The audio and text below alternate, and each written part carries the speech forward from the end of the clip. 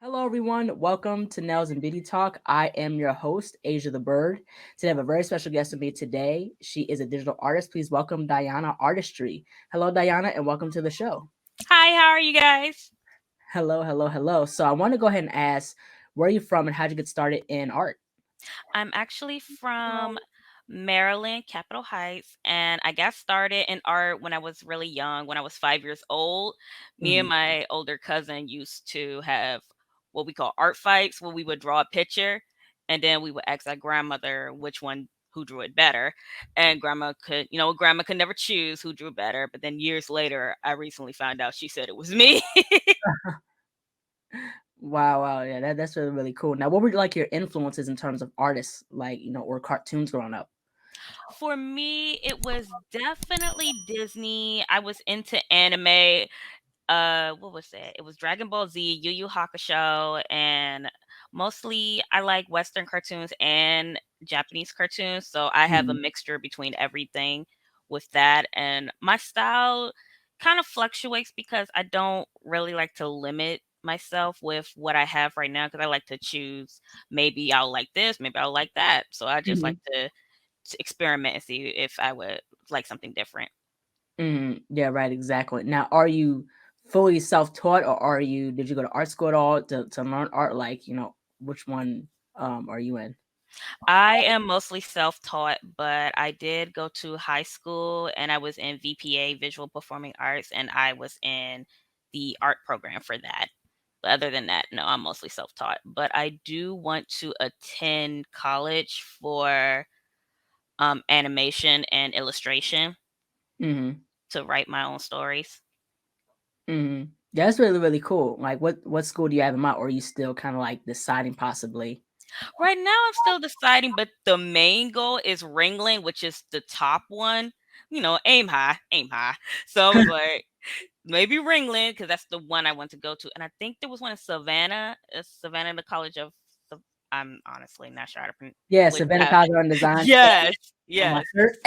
I want to go there so bad. Like one of the because my friend went there and she actually works for the animation company for anime. I can't really distribute what anime and stuff she works on because of the disclosure, but I do have a friend that works in that industry. Yeah, yeah, like that'd be really cool. Like SCAD is a really, really cool experience to really like, experience because the thing is that like not only you can go to any of the campuses, but also Mhm. too, you can meet other people, you can make connections and learn so much into, what you want to do, whether it's animation, illustration. Me personally, I did illustration at SCAD. I did SCAD for Oh. 4 years. Uh-huh. So I minored in fibers, which entails like pretty much like fiber arts like yarn work such as like felting and knitting and crocheting, felting and things like that. So they have a lot of things, a lot of sources, but also you can adopt and build a lot of skill. Right. I don't want to limit it to just Ringland, so I am actually looking. If I can, I'm gonna apply to all of them that I see on the list. I just Mhm. hoping whichever one is the best one I get into is the one I will go to. But it will Yeah, right, mostly exactly. be in a couple of years from now because of the situation with my grandmother, who I am the caretaker for at the moment. So until that situation is handled, I am mostly at home drawing for with commissions and stuff for doing freelance work. Oh, okay, okay, cool, cool. And also too, like Ringling and RISD, I think they're the top. Like not only Ringling, but also RISD, Rhode Island, Mhm. are like the top for animation. I've seen some of their animations like on YouTube, mainly from I think from like RISD, a little bit from RISD, and their animations are really, really cool. Right, they are. They really are. I was like, wow. It's just amazing how people are so talented. Hmm. Yeah, yeah, right, exactly. Now, how important is it within your work to have black representation in your work? Very important because even in the games like Genshin, it's this game I play that's called Genshin Impact. It's no representation whatsoever because Hmm. it's like a shade, just a shade. It hits the limit, and it's very because I remember when I was growing up. when I didn't see many girls or people like me, I used to want to be Japanese. I used to want to be white, and even when I used to cosplay when I was younger, I was like, oh, if I was just a little lighter, I could pull this character off. Mhm. And then just in the industry, and it's like such stereotypes that they have, and like with especially with even not even just us, but with Asians in general, like they have the one streak in their hair. It's just a lot of stereotypes, and I don't think we get a lot of representation, but it's starting to appeal more that I've noticed, especially with Craig of the Creek. I think that's one of my top favorite shows out there right now. Mhm. Yeah, yeah, right, exactly, because, like, and I like how the Black representation in art is getting, better and better, especially, more popular because, that is very important. You see it in I'm glad we see it in Black Panther, and there's a show Mhm. on Netflix called, Yasuke. So it's about, like, this Black guy, and it's a true story. So it's about this Black guy who was the first Japanese samurai. I know exactly what you're talking about. My coworker, when I used to work at the vet clinic, he told me all Mhm. about that. I was like, "Oh my god, I gotta watch that." Yeah, I haven't seen it yet. It's with Lakeith Stanfield.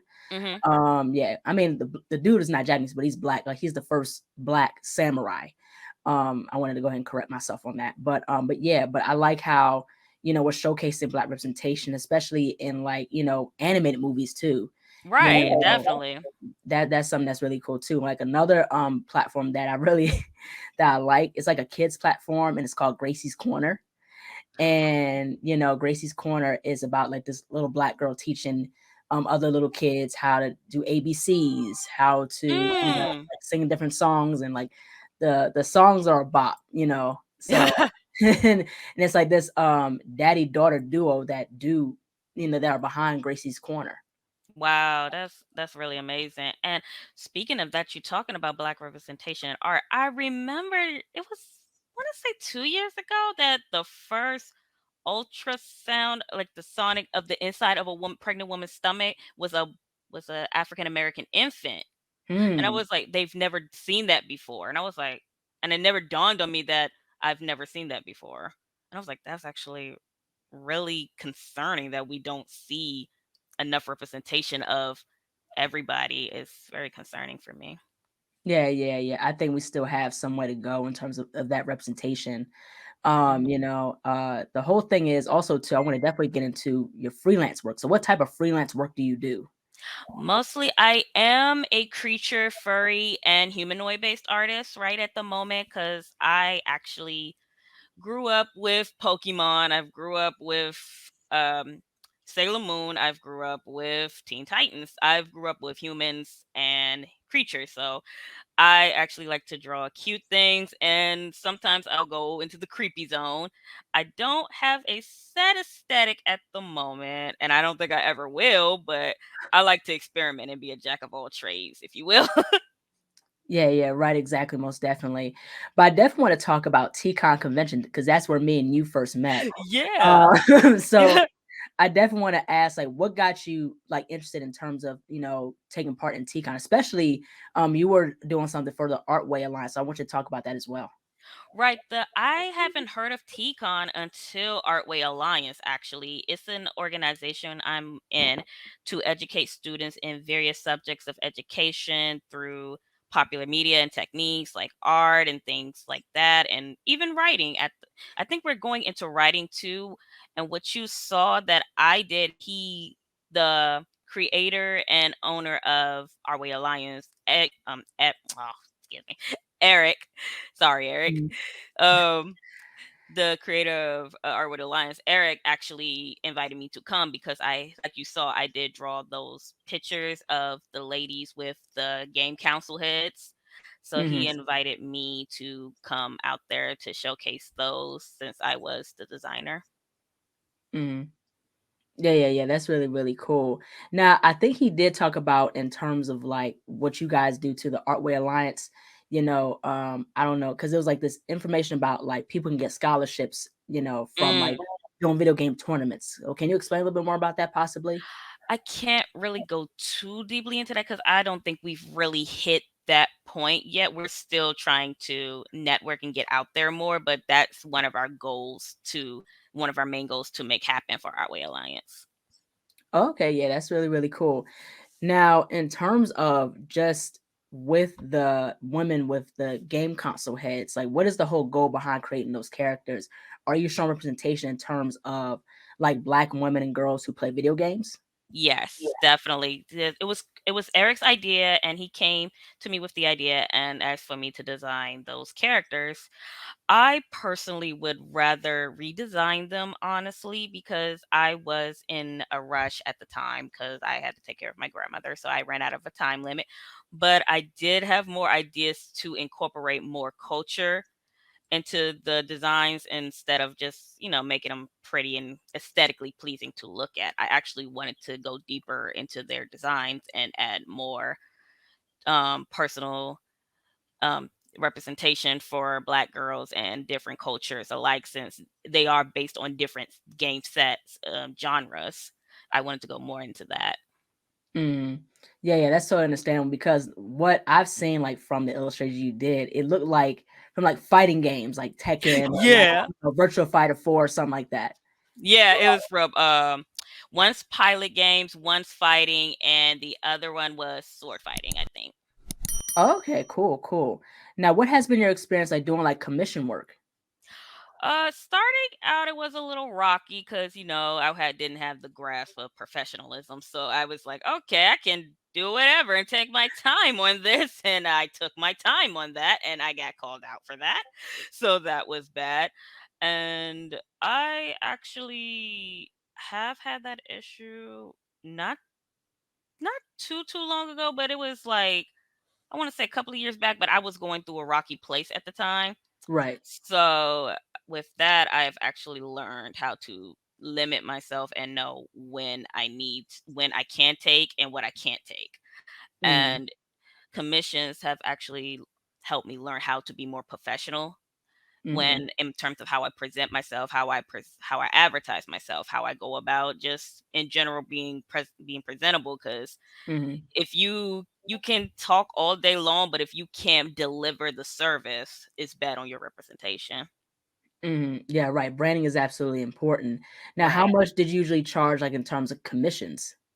So I don't charge that much. I'm pretty inexpensive at the moment because right now I'm just starting to figure out, okay, what do I want to do with my art? I charge mostly from the lowest is 15 and the highest is 70 for a full body. Um, human or creature, it doesn't matter. But right now, I think about next year, I'm planning on increasing my prices considering my fandom base has grown larger than I had expected, and I'm really grateful for that. Mm.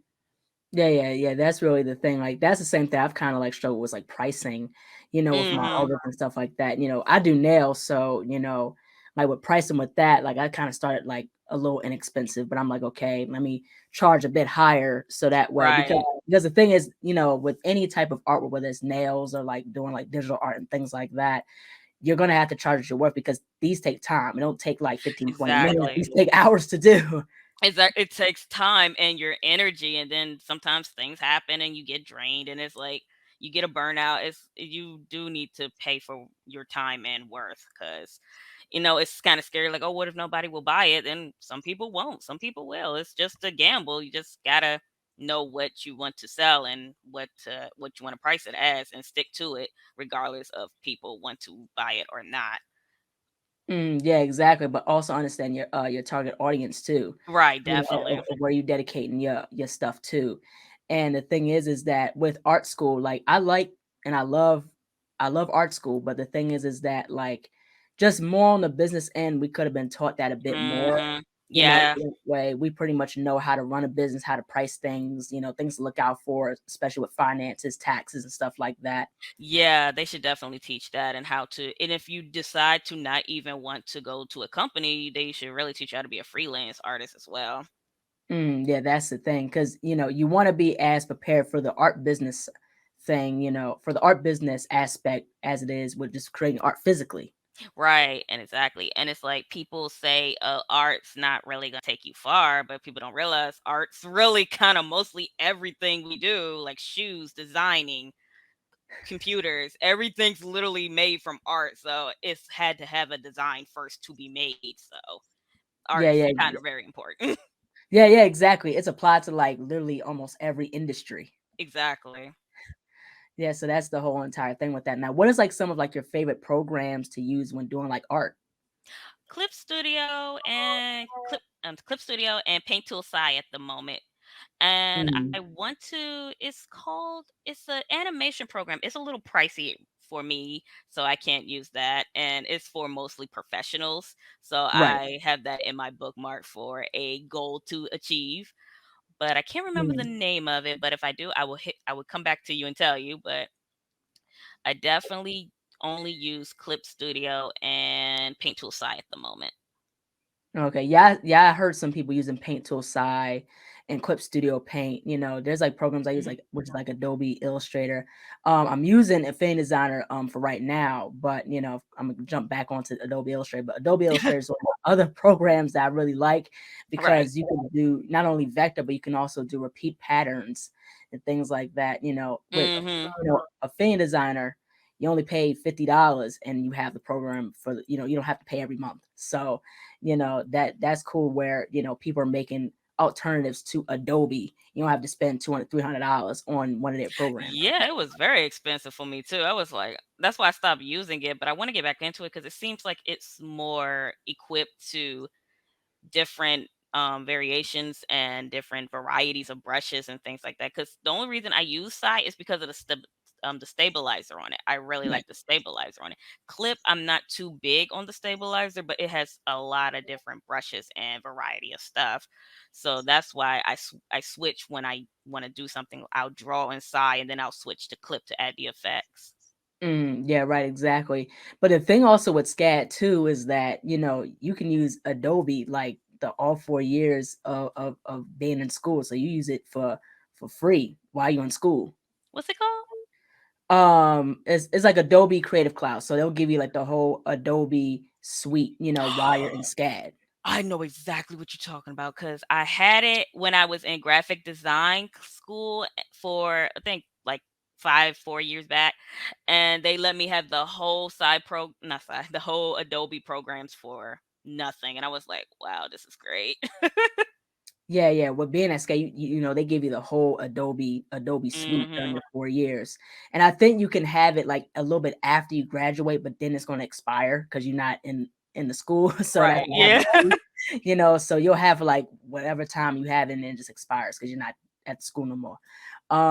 But also too, I definitely want to get into DC. So, what is your perspective within pertaining to the DC area about like the art scene? Do you feel like it's small? Or do you feel like it's big? What's your perspective on that? I'm not really in DC that much, but when I am, it does feel kind of small. It feels Mhm. small to me for yeah, I can say it feels small because if you have like conventions, they're usually far out and then Right, it's never really somewhere local like DC. So, yeah, right. I would say it's pretty small.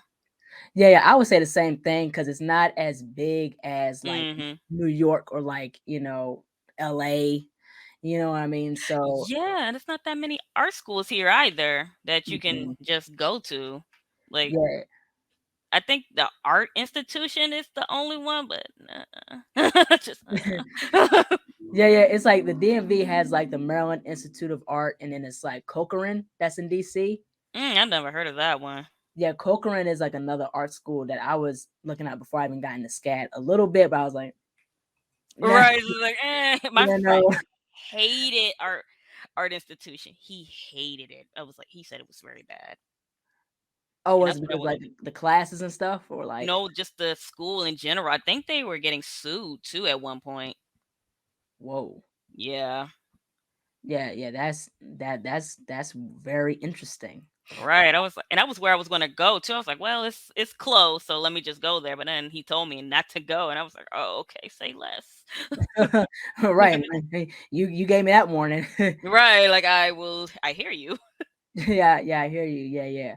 But I also like, found out that you're rebranding Hmm. your artistry and things like that. So tell us more about, your rebranding, or you think about like down the line, like having t-shirts, having a full business. Like what's your Rebranding. whole plan in terms of I actually rebranding? have a lot planned. I actually do have merchandise in mind, physical merch, and I actually want to contribute to the mental health community because I was waiting for this question. So I'm actually have been diagnosed with bipolar disorder. Wow. So that's where the mental health comes in. I don't want to give too much away of what it is for, since it is still fresh and kind of being worked on. Right. But it's called, I don't even know. I should forget the title name. I don't think it'll be, eh. But the title is basically called Spiral, basically. Okay. And if it gets out there, I had a whole idea for merchandise for it, and it was going to cater to the people that have mental disabilities and things like that, because mental health is really important to me because I've struggled with bipolar disorder for since I was 12, but didn't know it was bipolar disorder. I was Mm-hmm. misdiagnosed as depression, which it is commonly misdiagnosed as. Mm-hmm. So with that, it's actually influenced my art and how I did art. Because when it got really bad, I quit art. But when I'm kind of manic, I'm able to draw very well. But if I'm Mm-hmm. in my depressive state, I don't draw at all. So it's been like a chemical imbalance for me, and I had to figure out how to manage and work around that when I want to draw and have to do comps at the same time. Yeah, that's so understandable because, the thing is with our generation now, we're getting more vocal in regards to mental health. And that's something I Yeah, like, like saying, yo, like, it's okay to be vulnerable. It's okay to express, your mental health and what you're going through. You don't have to take it in. You don't have to, hold definitely. into it. Yeah. And it's definitely more important for people of color as well to speak out on mental health as well, because you know how in the people of color community it's kind of a hush hush type of thing, like, oh, you just need to get out or things like that. Oh, there's nothing wrong with you. It's just I've had that I've had that talk Yeah. and Yeah. I've had that talk, and it's people don't really understand with mental health that the brain does get sick. It's Does. vulnerable. It gets sick. Yeah. Yeah. The brain gets sick along with the rest of your body. Exactly. Because you drain your own immune system, going through Exactly. stress, mental health, cycles and battles and things like that. And the thing is that, I think within our community, I'm glad that we're improving to be more vocal about it, and especially Definitely. expressing therapy as well. Definitely. And it seems to be able to be more available for free around this area as well. I've noticed. Oh, really? Mhm. It's like if you which type of insurance you got, it's definitely available for free. Oh, okay. That's very, very interesting. Mhm. But I do want to also ask, like, how do you find a balance between, like, in terms of just personal, like, in terms of your everyday life and being an artist, possibly? Well, honestly, it comes hand in hand because you go out, you see something interesting, you see something inspiring. I was like, okay, let me jot that down in my memory bank and go home and figure that out. And then Right. when I draw, I'll be like, dang, did I wash the dishes? And it's like in my mind, I'm like, I don't balance. It literally just goes hand in hand. For me, it's literally I think of art, I think of my life. I think of art, I think of my life. It's literally just all together. Yeah, yeah, yes, that's totally understandable. Last but not least, where could people find you on social media, and how can people support you and what you do? For my social media, my Instagram is Daiyanna.artistry. And for Twitter, my account is Daiyanna.art. And honestly, you can just follow me to support me at the moment, just see what I'm coming up with, what I'm about to do, because I don't really have anything out right now, Okay. but it's coming. It's coming because I got all the equipment, I got all the notes and everything. I just need to actually sit down and have some time to work on it officially to get it all made.